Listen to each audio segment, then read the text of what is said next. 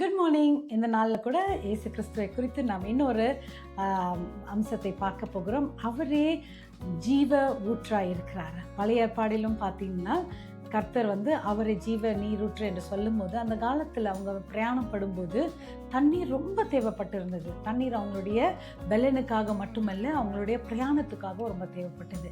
புதிய ஏற்பாடிலும் இயேசு கிறிஸ்து ஜான் 4:10 சொல்லுகிறார், என்னை ட்ரிங்க் பண்ணுகிறவங்க நித்திய ஜீவனை அடைவார்கள், அவங்க ஒரு நாளும் தாகம் அடைய மாட்டார்கள்.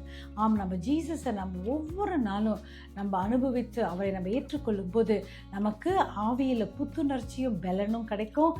தாகம் என்பது நமக்கு வரவே வராது. ஜெபிக்கலாம். என் தகப்பனே, இந்த நாளில் கூட எங்களுடைய தாகத்தை தீர்த்து எங்களுக்கு புத்துணர்ச்சி கொடுத்து நல்ல பலத்தை கொடுத்து இந்த வாரம் முழுவதும் எங்களை வழி நடத்தும்படியாக ஜெபிக்கிறோம். பொறுப்பெடுத்து காத்துக்கொள்ளும். Give you all the glory. In Jesus' name we pray. Amen.